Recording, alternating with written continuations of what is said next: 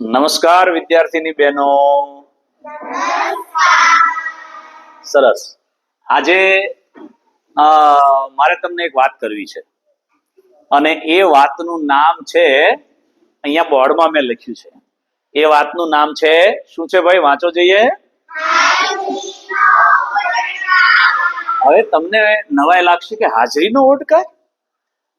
ઓડકાર તો શેનો આવે? આપણે ભોજન જમી લઈએ પછી જમી લીધાનો ઓડકાર આવે. જમી લીધો એનો સંતોષ થયો હોય એનો ઓડકાર આવે. તો આ તો કેવો ઓડકાર પાછો? હાજરીનો ઓડકાર. એટલે તમને નવાઈ લાગશે કે હાજરીનો ઓડકાર શું, પણ મારે તમને વાત કરવી છે. આજે જે ઘટના બની છે એની વાત કરવી છે મારે. બરાબર, હું મેદાનમાં હતો, સફાઈ કરી રહ્યો હતો. દીકરીઓ પણ બધી સફાઈમાં જોડાયેલી હતી. સવારનો પહોર હતો, સ્કૂલ ખુલ્લી હતી. ત્યારે આપણા ગામની અંદર એક રોહિદાસ વંશી પરિવાર વસવાટ કરે છે. એમાંથી 3-4 બહેનો એ આવી, તૈયાર થઈને આવી. એટલે મેં પૂછ્યું, સહજ મારાથી પૂછાઈ ગયું કે ભાઈ સ્કૂલના ટાઈમે તમે આવ્યા છો અને આટલા તૈયાર થઈને આવ્યા છો, શું છે?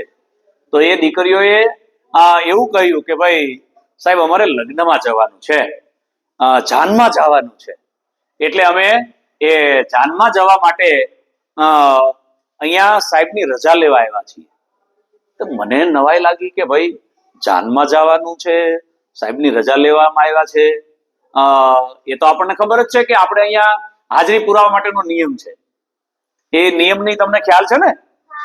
હા, એ હમણાં આપણે બે દીકરીઓ સંવાદ દ્વારા આપણો નિયમ છે એ બતાવશે. એટલે આપણે એની વધારે વાત નહીં કરીએ, એમાં જોવાના છીએ આપણે. એટલે મેં કીધું પાછું કે ભાઈ તમે રજા લેવા આવ્યા છો અત્યારમાં. હવે અત્યારે તો મેં કીધું 10:30 થયા છે, 10:30 થવા આવ્યા છે, તો જાન તો સવારમાં જાય ને.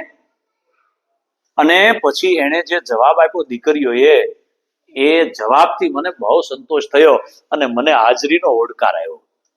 સંતોષ શું થયો? એ દીકરીઓ શું વાત કરી?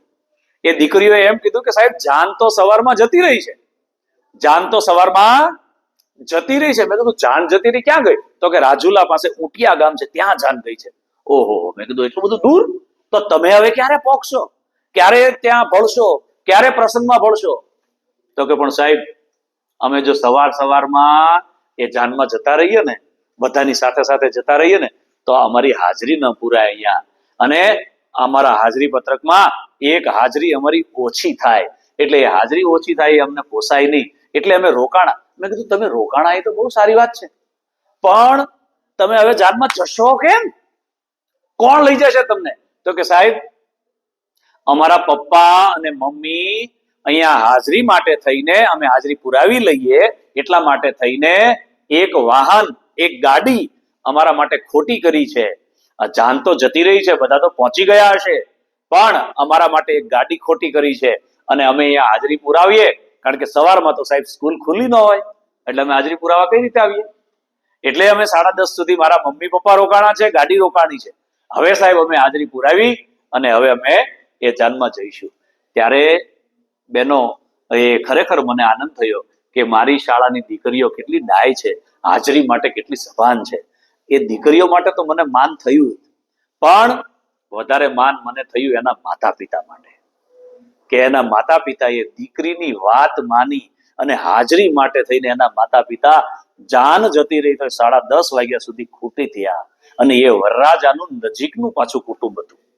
એટલે મને નવાઈ લાગી અને મારાથી એના વાલીને, એ તો હાજર નહોતા, પણ એના વાલીને મનોમન મારાથી વંદન કરાઈ ગયા કે વાહ મારા ગામના વાલીઓ, કે જે દીકરીઓની હાજરી માટે આટલા બધા સભાન છે. મને ખૂબ આનંદ થયો.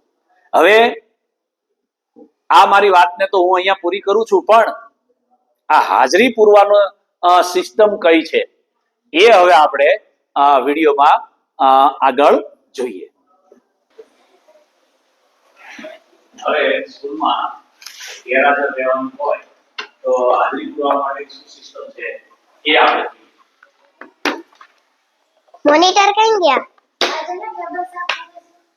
અહીં આવો તો જીનલ. અરે તારું ડોક્ટર ક્યાં મૂકીને આવી? હું દફતર નથી લાવી, મારે મારા મામાના ઘરે લગ્નમાં જવાનું છે એટલે હું હાજરી પુરાવા આવી છું. ઠીક, મારી તું હાજરી પૂરી દેજે. હા, હું હાજરી પૂરી દઈશ તારી. માતાજીના મંદિરે પગે લાગીને આવી છે કે નહીં? નહીં, ઈ બાકી છે.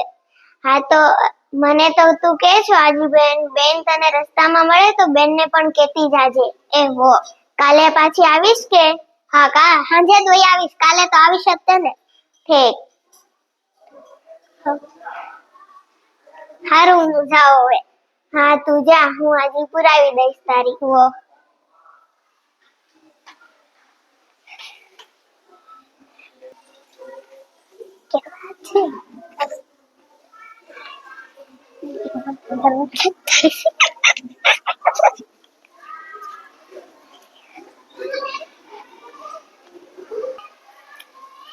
દીકરી મોનિટર પાસેથી રજા લઈ હવે માતાજીનું એ દર્શન કરે છે, એ આપણે જોઈએ.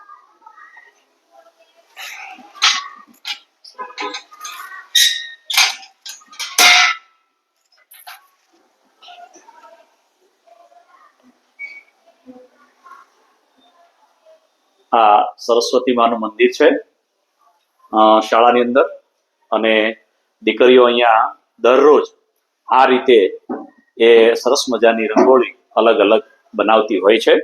દીકરી જુઓ, એ માતાજીનું દર્શન કરી અને હવે સ્કૂલમાંથી રજા લેશે અને એની આ રીતે હાજરી પુરાય છે.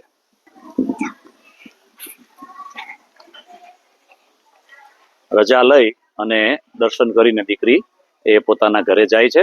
પાછી સ્કૂલે કાલે આવી જશે. ચાલો આપણે વિડીયો પણ અહીંયા પૂર્ણ કરીએ છીએ. આવજો.